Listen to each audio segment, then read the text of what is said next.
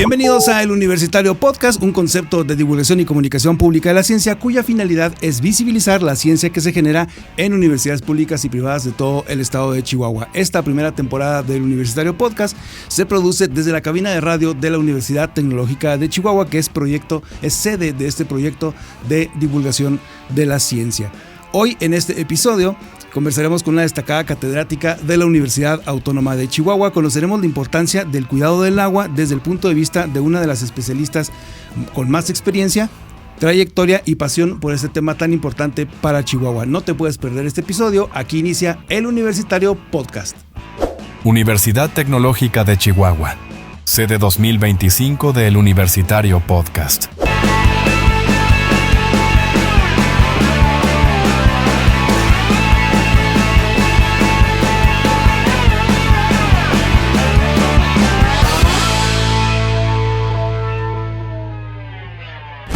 Nuestra invitada en este episodio número 13 del Universitario Podcast es ingeniera civil por la Universidad Autónoma de Chihuahua, cuenta con la maestría en Ingeniería de los Recursos Hidráulicos también por la UACH y obtuvo el grado de doctora en Ciencias de Materiales por el Centro de Investigación de Materiales Avanzados, el CIMAV.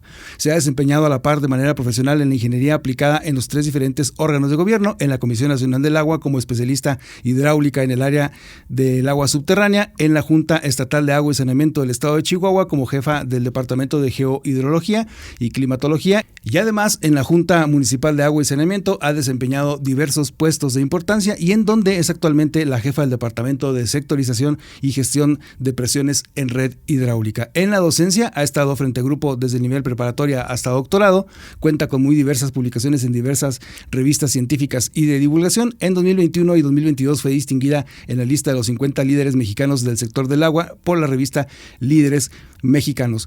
Nominada además en el Congreso del Estado de Chihuahua en el área de Mujeres en la Ciencia, es además catedrática universitaria en la Facultad de Ingeniería de la Universidad Autónoma de Chihuahua. Doctora Carmen Julia Navarro Gómez, es un placer tenerte invitada hoy en este episodio. Bienvenida al Universitario Podcast. Muchas gracias por la invitación. Es un gusto y un placer estar en este espacio de cultura y sobre todo de impulso de la ciencia. Gracias, Pedro, por la invitación. Al contrario, muchísimas gracias, doctora, a ti por aceptar la invitación del Universitario para producir este podcast de divulgación científica.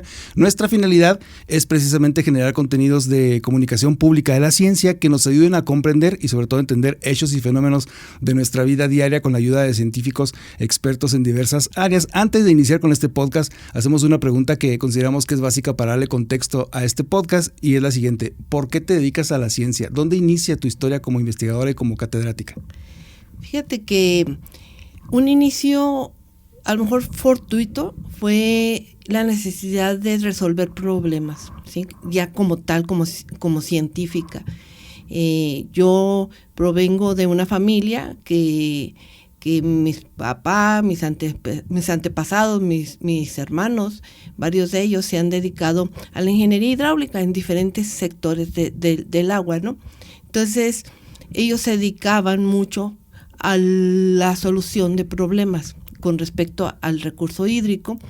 Cuando a mí me toca ejercer mi profesión como ingeniero civil, entonces me enfrenté a esa problemática y te das cuenta de que no tienes todas las herramientas. Y una de las herramientas para resolver el problema es seguir aprendiendo y seguir innovando, aprendiendo y reaprendiendo para poder buscar el por dónde sí y el por qué no solucionas los problemas con los que tú has propuesto, ¿no? Entonces, esta cuestión fortuita me llevó a mí a la ciencia de forma, digamos, oficial o formal. Y la realidad es que siempre me gustó la investigación, siempre he sido muy curiosa y siempre me ha gustado leer y empezar, tomo un tema y me gusta y me voy por ese y investigo y veo que por aquí se va, por allá, y te vas llenando de mayores herramientas, ¿no? De ahí nace mi inquietud por el aprender y el conocer. Pues muy interesante. Hicimos una búsqueda una búsqueda simple en internet, descubrimos que la ingeniería hídrica es la rama de la ingeniería que se enfoca en el estudio, diseño, construcción y gestión de temas de sistemas relacionados con el agua. Eso incluye la distribución, almacenamiento, tratamiento y conservación del agua. Nos queda claro que tu trayectoria profesional está estrechamente relacionada con esto y estaremos conversando acerca de ello a lo largo de este podcast, pero antes nos gustaría empezar este episodio conociendo algo de ingeniería básica, y es que cuando piensas en ingeniero civil o en ingeniería civil, pues solemos traer a la mente, ¿no? Construcción de edificios, de casas, de fraccionamientos, pero también es importante decir que los ingenieros civiles también están detrás de la construcción de puentes, carreteras e incluso presas. Nuestra primera pregunta inquieta es: ¿a qué se dedica o qué estudia un ingeniero civil? Bueno, un ingeniero civil, como tú bien lo dices, tiene multifacetas, ¿no?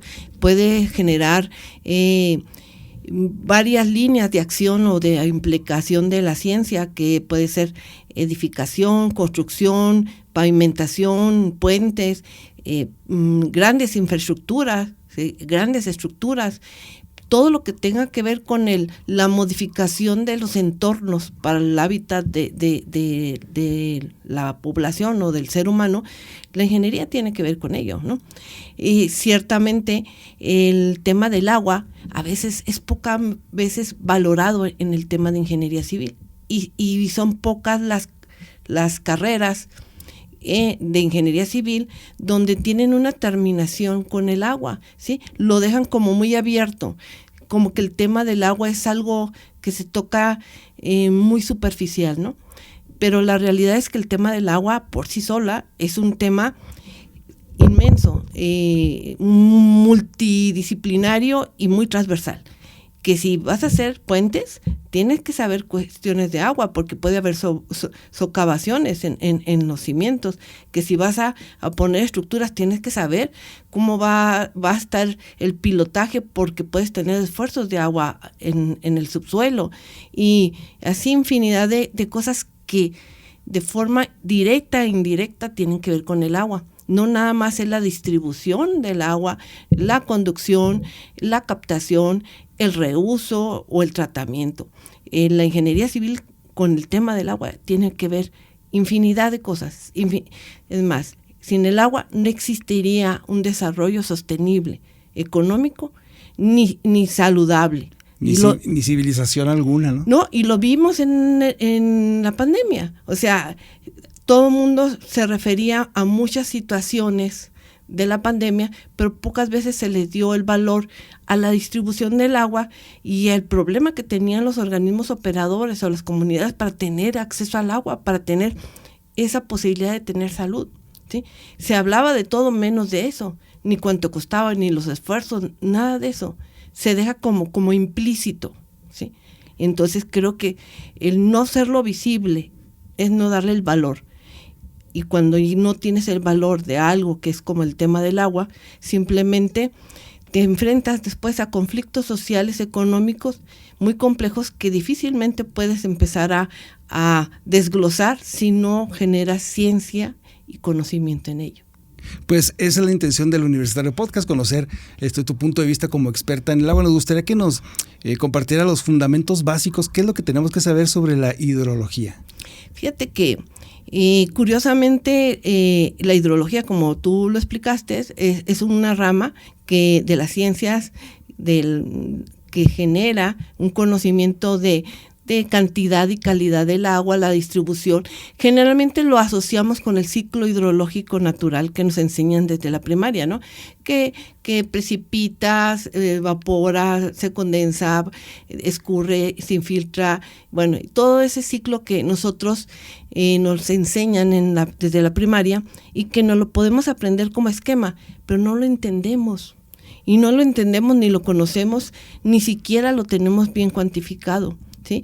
Porque lo único visible de ese ciclo del agua es la precipitación y a veces el escurrimiento, ¿sí? ¿Cierto? Sí, entonces, todo lo demás que le enseñas al niño, es difícil que el niño o el joven se imagine cuánto tiempo tarda en darse ese ciclo, cómo se dan esos procesos que se dan en esa transformación del ciclo y si es de forma natural.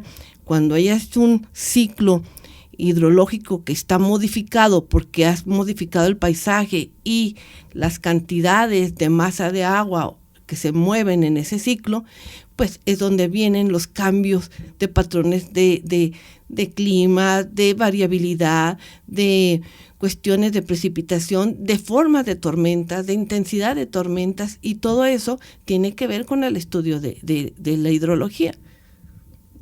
Pues muy interesante. En el Universitario Podcast nos gusta hacer énfasis en la ciencia local.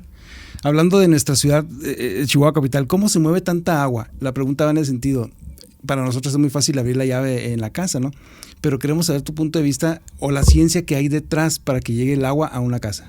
Bueno, es bastante complicado. La ciudad de Chihuahua, como muchas ciudades del mundo, por decir el 80% de las ciudades importantes en el mundo, se abastecen de agua subterránea, ¿sí? Es decir, el tipo de fuentes de abasto a las comunidades pues puede provenir de esto que hablamos del ciclo del agua antes. Si es superficial, es de los escurrimientos. Si es de la captación de la niebla o de la captación de lluvia, que ahora que se dice, pues básicamente es de las nubes antes de que llegue a la superficie terrestre. Si es de abajo del subsuelo, pues es el agua subterránea, ¿no? Entonces, en la ciudad de Chihuahua, como muchas en el mundo, su fuente principal es el agua subterránea. Entonces, ¿qué pasa? Que no es algo visible, no es algo fácil de encontrar. Entonces, tienes que tener estudios muy precisos y sobre todo con mucha información, y que son datos o son estudios de forma indirecta, porque no lo ves, no lo puedes cuantificar de forma directa. No es como el río, que tú puedes verlo y ver el tirante y ver cuánto caudal está pasando. En el acuífero no lo ves. Tú asumes que existe una cierta cantidad de agua almacenada. Entonces, todo es en un supuesto que tú haces. Entonces, ahí la ciencia indirecta va generando datos para ir estableciendo realmente qué es lo que está pasando, ¿no? Entonces, Chihuahua, volviendo a tu pregunta, se abastece casi el 99 o el 100% de agua subterránea. ¿Y qué es esto? Que tienen ahorita muchos pozos en 3 acuíferos que se abastecen principalmente la ciudad, que es el acuífero Chihuahua-Sacramento, Sauce-Encinillas y Tabalopal Dam.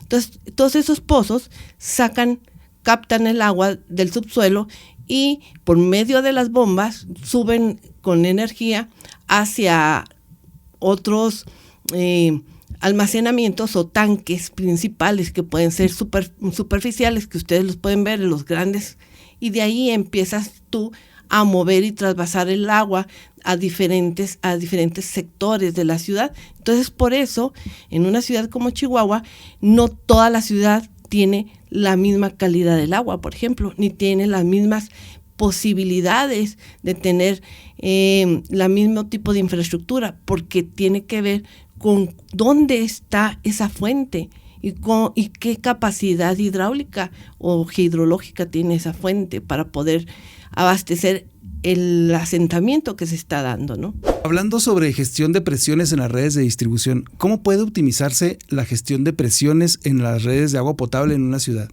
Bueno, eso es algo muy interesante. Fíjate que ya hablamos anteriormente que captas el agua y la tienes y la llevas a un almacenamiento y de ahí distribuyes en zonas, ¿no?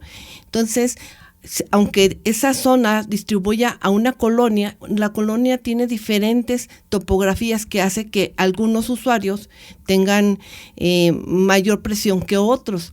Y el regular la presión para tener una presión suficiente para el manejo de sus instalaciones hidrosanitarias es muy importante, porque si generamos presiones muy altas, llegamos a provocar fugas. Si hacemos presiones muy bajas, generamos que haya asentamientos de sedimentos que se puedan arrastrar, y más en una ciudad como en Chihuahua, que tiene 40 años de historia con suministro intermitente. Entonces, en estos lapsos que no hay agua en las tuberías, porque hay un hidromito que dicen, es que están las tuberías vacías. No hay ninguna tubería vacía. Cuando no tiene agua, tiene aire. Punto. No. Entonces, si pasa eso, cuando llega el flujo en contraflujo de como debería de ir, ¿sí? La teoría te la enseñan que siempre que tú empiezas una red, ya está cargada y llega el agua y siempre va en un mismo sentido.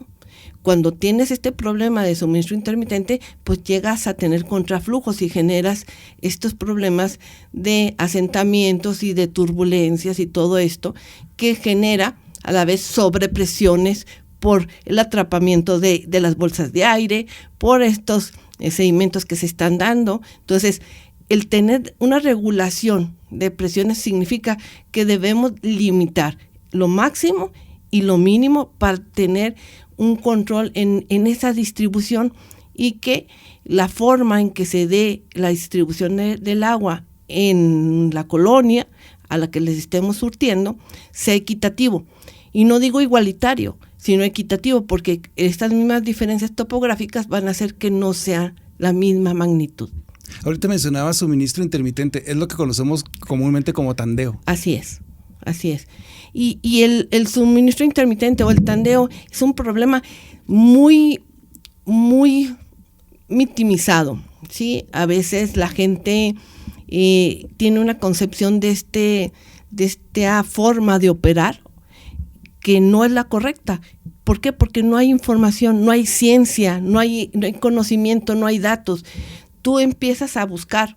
En una de las líneas de investigación de nosotros es sobre esto, porque si tú ves el suministro intermitente o el tandeo, cada vez más ciudades caen en una operación de suministro intermitente, pero caen de forma empírica, como creen que se debe dar, como pueden, ¿sí?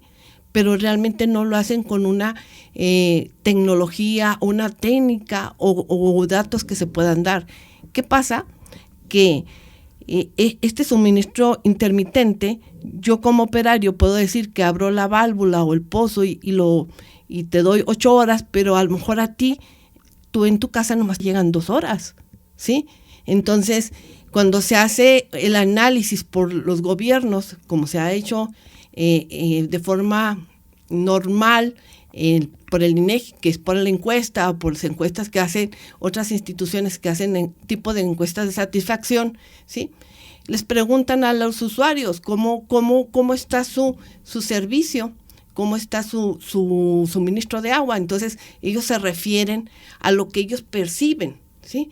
Y si tú le preguntas al operario, el operario dice lo que percibe, pero no hay un dato, una ciencia que defina realmente cómo se correlacionan ambas percepciones y cuál es la realidad, porque la realidad tuya, tu espejo, no es el espejo del operario, ¿sí me explico?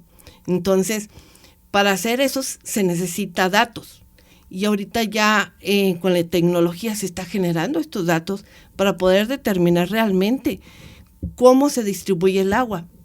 La gestión de presiones no es otra cosa que una analogía de la presión arterial de tu cuerpo, ¿sí?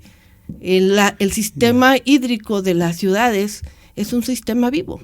Entonces, yo le mido la presión y es el sistema de flujo que tiene. Entonces, ahí es como podemos ir viendo realmente cómo se está dando. Correcto, sin lugar a dudas es muchísima ciencia la que hay dentro de la ciencia del agua, de la distribución en una ciudad. ¿Qué tecnologías se aplican aquí en la ciudad para operar las redes de agua? Pues ya hay mucha tecnología. La realidad es que a nivel mundial hay mucha tecnología y siempre vienen países de primer mundo a traernos tecnología, pero y eso lo hemos platicado muchas veces con personas de España, de Inglaterra, que nos han invitado a congresos, de Israel, por ejemplo, que ellos no conciben, por ejemplo, que nosotros tengamos un suministro tandeado, un suministro intermitente. Entonces, las tecnologías que ellos proponen no se aplican, no se pueden poner con los mismos resultados en Europa que aquí en México o en Latinoamérica, porque es un problema de Latinoamérica, no nomás de México. Entonces, ¿qué hace falta? Que esas tecnologías que existen en el primer mundo las tropicalicemos, empecemos a generar nuestra propia innovación, nuestra propia tecnología para poder trascender o transitar hacia una mejora real, porque muchas veces se oye el estribillo de que vamos a hacer tecnología y vamos a la inteligencia artificial. La realidad es que el mundo como está ahorita en Latinoamérica, difícilmente se va a poder hacer eso. ¿Por qué? Porque primero, la inteligencia artificial tiene que ver con una definición de patrones que estén secuencialmente repetibles y que entonces puedas definir que así se va a operar. Pero ahorita las redes los operan las personas y las personas definen qué consignas dan de acuerdo a lo que creen que se necesita, ¿sí? O lo que el usuario percibe, la queja que hace, ¿sí me explico? Entonces no hay un patrón, no hay una estadística de ese patrón repetible que pueda un algoritmo generar esa repetibilidad. Eso por primera instancia. Y la segunda instancia es que no tenemos un flujo continuo. Si no tenemos un flujo continuo, esos algoritmos se manejan en variables continuas, no en variables discretas que tienen una temporalidad distinta. ¿Sí me explico? Entonces, pues hay mucha ciencia que hay que hacer y hay mucho por donde invertir para aprender y conocer ahí. Y creo que Chihuahua, teniendo tanto problema y tanta oportunidad, pues estamos siendo punta de lanza en generar este entendimiento y conocimiento, porque no existe. Como catedrática universitaria, ¿qué líneas de investigación propones para conocer y ofrecer soluciones? Fíjate que esto es bien interesante porque ya estuvimos hablando del hidromito que se hace del ciclo hidrológico, de esto de la distribución, del tandeo. No hay información. Entonces, líneas de investigación que nosotros estamos proponiendo es esto, generar conocimiento de estos gaps, de estos vacíos de información, de datos que se tienen para poder generar propuestas, ¿sí? Para poder buscar soluciones o alternativas de operación sostenible de las comunidades. Y una de ellas, pues, obviamente, ¿qué tecnologías se tienen que adecuar? Número uno, ¿qué tipo de variables o datos se deben de monitorear y cómo? ¿Cada cuándo? ¿En dónde? ¿Quién las debe de monitorear? ¿Cómo? Porque muchos organismos operadores se ha estado generando, implementando el comprar equipos, pero se generan muchísimos datos, pero nadie los analiza. Entonces, la ciencia de datos cada vez nos va a generar que generemos más datos automatizados, pero no hay suficiente análisis de esos datos para generar información y generar propuestas y conocer realmente, entender el problema, que es algo que no lo entendemos, lo suponemos, pero no tenemos de forma tangible cómo es el problema.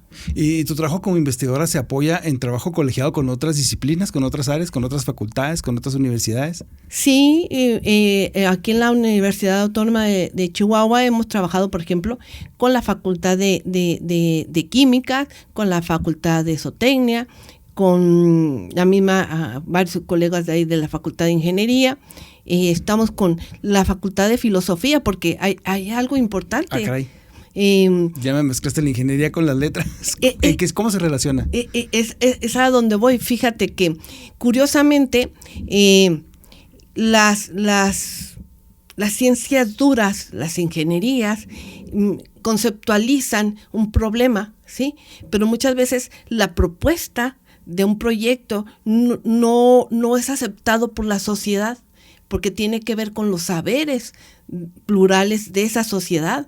Entonces, para que realmente una propuesta técnica tenga un eco, lo que decíamos hace rato, una campaña tenga ese mensaje que llegue y lo hagas tuyo, tiene que ver con la cuestión social, con la cuestión filosófica, con cuestiones de otro tipo que no tienen que ver con las cuestiones técnicas. Entonces, no podemos aislar nada más a las áreas duras de la ciencia, sino tiene que haber una interacción con las áreas sociales, ¿sí? ¿Por qué? Porque solamente así vas a poder dar realmente una propuesta de solución que pueda ser viable.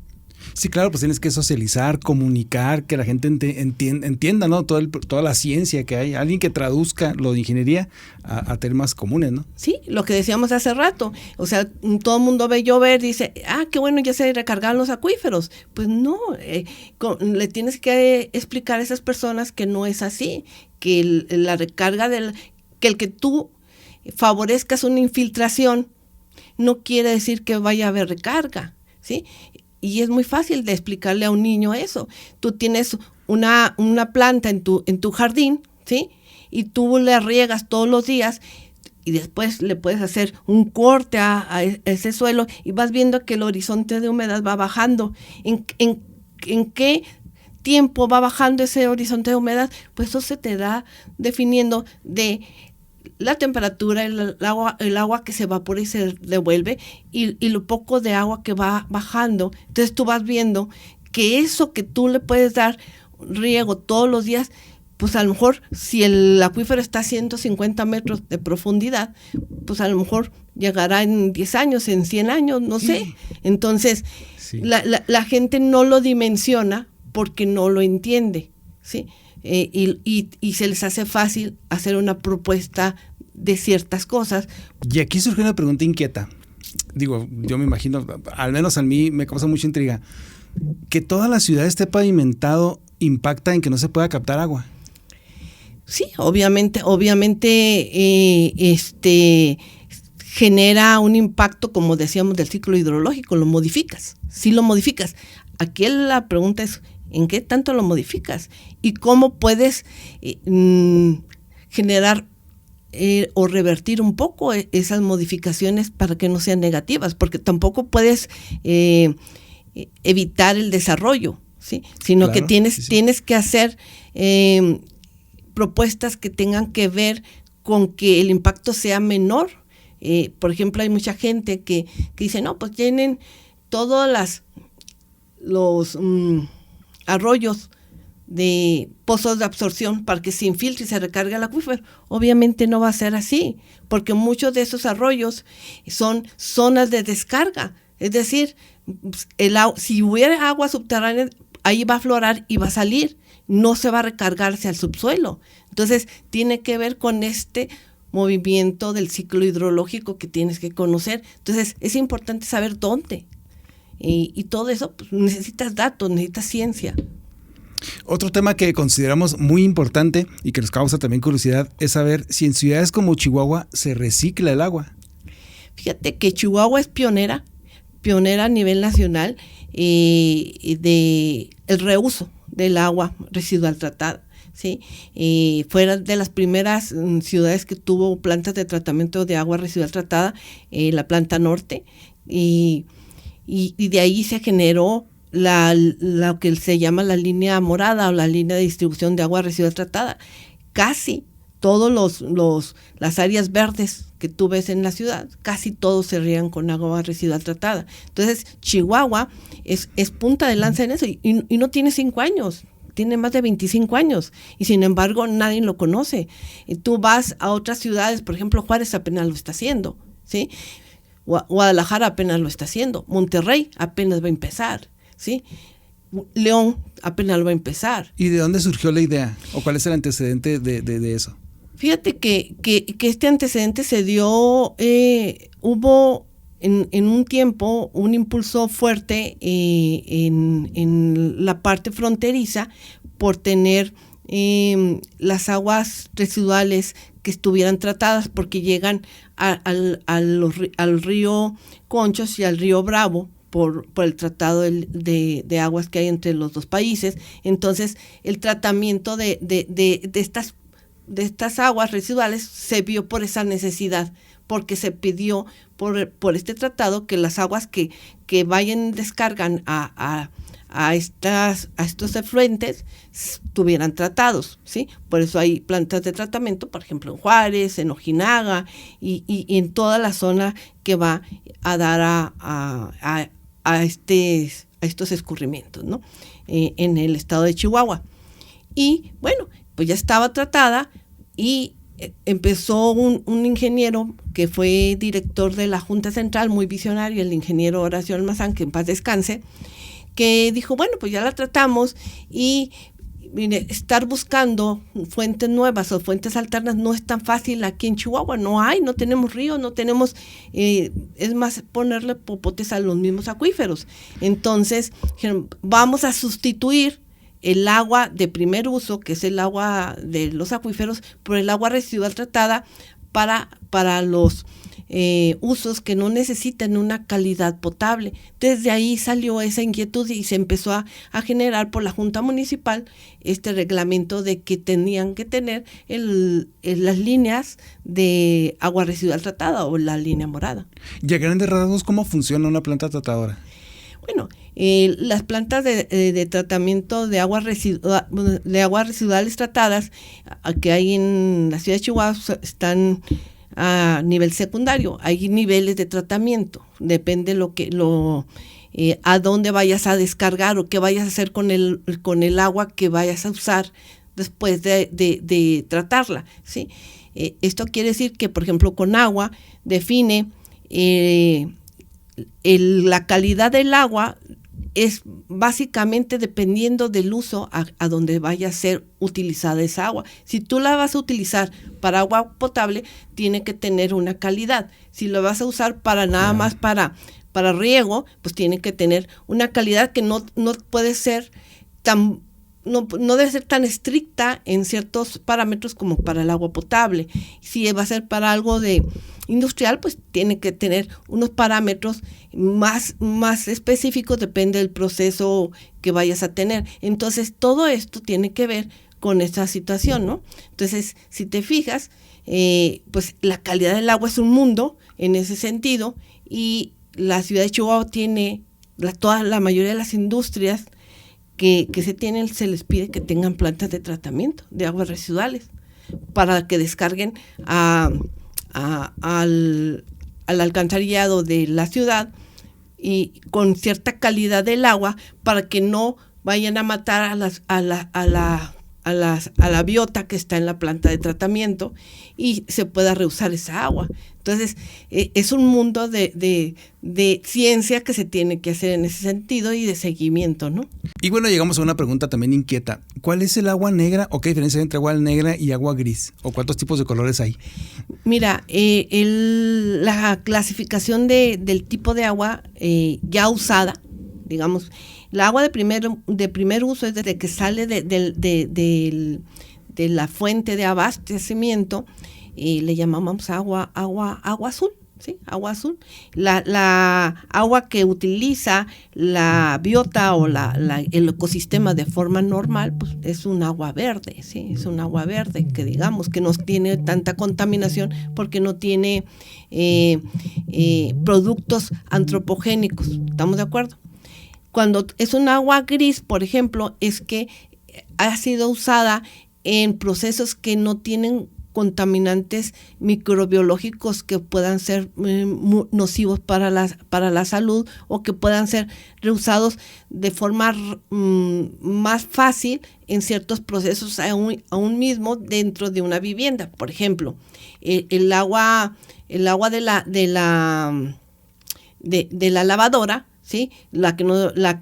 Que enjuagas la lavadora, que enjuagas la ropa, no la de la jabonadora, sino la del enjuague. Esa es un agua gris, ¿sí? ¿Por qué? Porque no tiene la jabonadora, pero no es de primer uso, porque puede que tenga algunos contaminantes que tú no sabes. Entonces, ya hay muchos tratamientos o formas en algunos países y en algunas ciudades que hacen esta distinción de separación de aguas grises. Por ejemplo, cuando tú te bañas, puedes separar el agua, en lugar de que se vaya al drenaje y se junte con la del sanitario, que se vuelva un agua negra, se vuelva una agua gris, y la puedas darle un leve tratamiento y la puedas reusar, por ejemplo, para las plantas o para trapear o cosas de esas, ¿no? Entonces, estas condiciones de calidad del agua tienen que ver en el uso que le hayas dado y los contaminantes que tengan. Pues suena muy, muy, muy interesante. Avanzando con las preguntas que tenemos programadas aquí en este podcast, en este episodio, y hablando sobre el cambio climático, y siendo Chihuahua un estado semidesértico o desértico, ¿cómo afecta el aumento de las temperaturas en la distribución del agua? Bueno, en la distribución del agua superficial, pues afecta grandemente. Si te estás refiriendo a, por ejemplo, a los procesos donde hay distritos de riego, pues si tienes una presa se te seca y la sequía no va a permitir tener un almacenamiento disponible para hacer el uso de esa agua, ¿no? Entonces, pero el cambio climático también afecta, por ejemplo, al agua subterránea, pero de forma más lenta.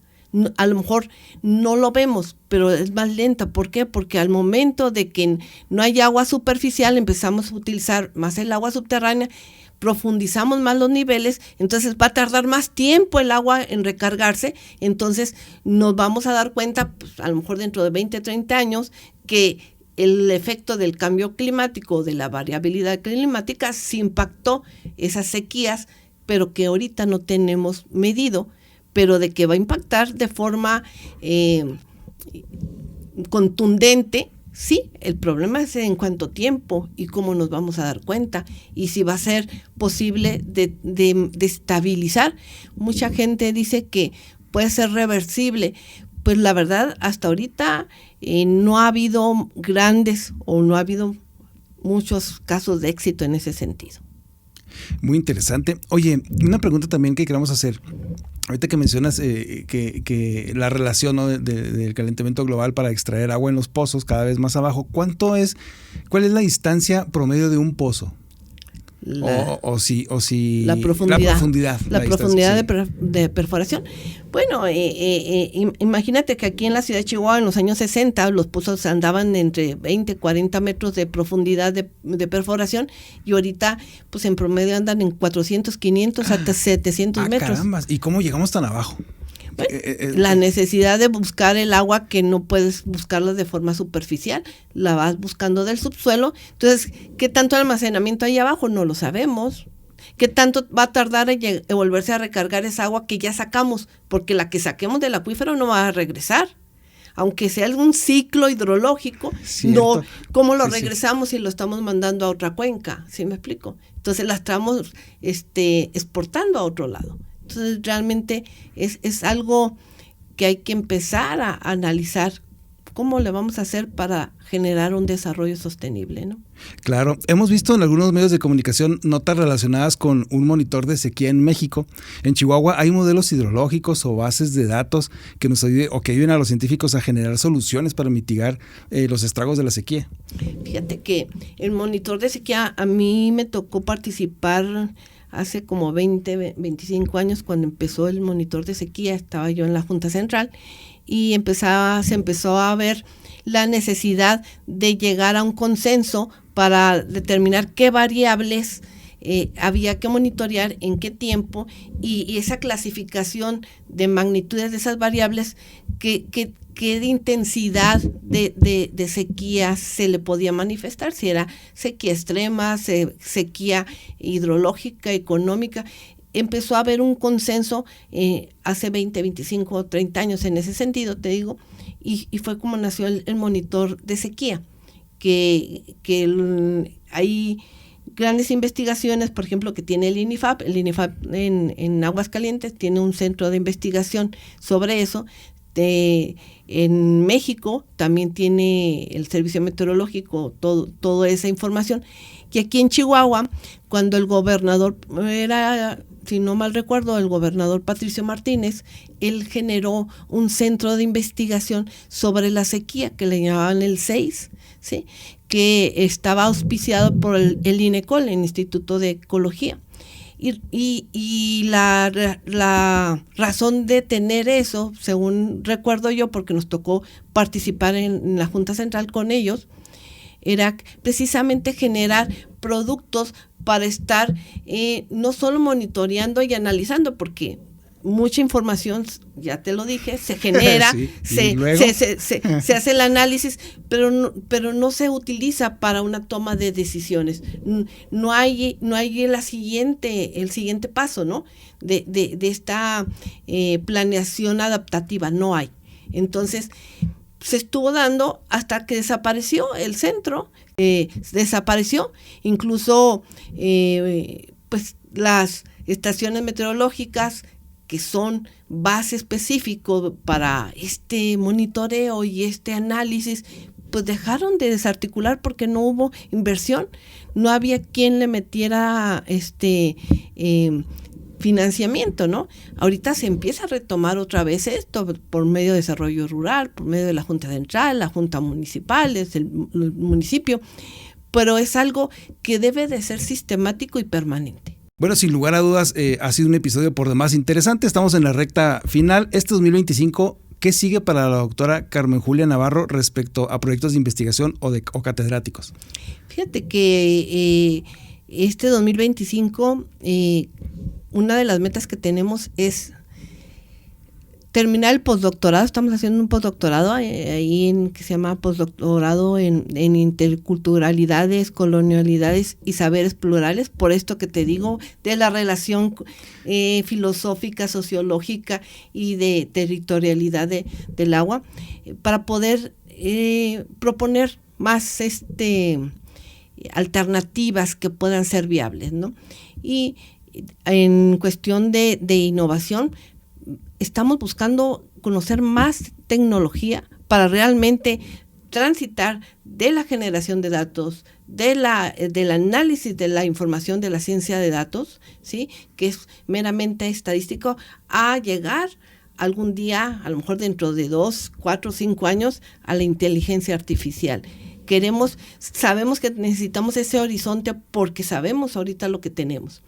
Y eso en cuanto a cuestiones académicas, y seguir desarrollando capacidades en los estudiantes, en los ingenieros que quieran aprender e impulsar esto. Nos llaman de diferentes lados, por ejemplo, nos han invitado a Honduras a apoyarlos, a diferentes partes del país. Andamos dando cursos, pláticas, algunos congresos que traemos ahí en puerta que nos han invitado, y pues creo que seguir participando en este sentido para generar este impulso de generar una conciencia que el agua no es un estribillo de que el agua es vida.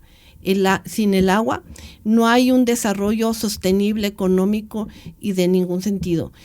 Nos jactamos mucho en Chihuahua que el agua es, la ciudad, el estado es un estado altamente competitivo, ¿sí?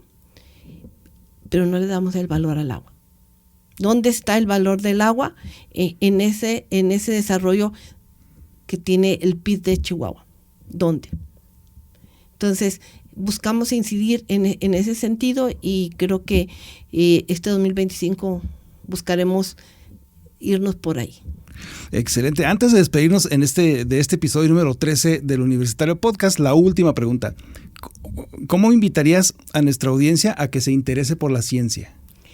Creo que deben de preguntarse, hacer una introspección a ellos mismos si tienen inquietudes o preguntas de que no han sabido cómo responderse. Lo que decíamos, ¿soy parte del problema? ¿Sí? ¿O cómo aporto a la solución? Entonces, eso te ayuda a generar ciencia. Una ciencia básica, una ciencia de varios niveles, pero va generando este círculo y esta dinámica donde se va construyendo y tejiendo redes para una mejor evolución y conocimiento de la problemática y, por lo tanto, una solución viable, ¿no? Excelente, pues muchísimas gracias, doctora, que nos acompañes aquí en el Universitario Podcast. ¿Algo más que desees agregar? No, pues nada más invitarlos a que reflexionemos sobre el tema del agua, no lo veamos como algo ya que todos lo sabemos. Creo que hay mucho que aprender, creo que hay mucho que entender, y sobre todo hay muchas líneas de investigación dentro de las universidades que tienen que ver con el agua. La cuestión social tiene que ver con el agua, la cuestión de legislación tiene que ver con el agua, la cuestión agrícola tiene que ver con el agua, la cuestión de salud tiene que ver con el agua. Creo que no hay una sola línea de las carreras universitarias que no tenga que ver con el agua. Energía tiene que ver con el agua.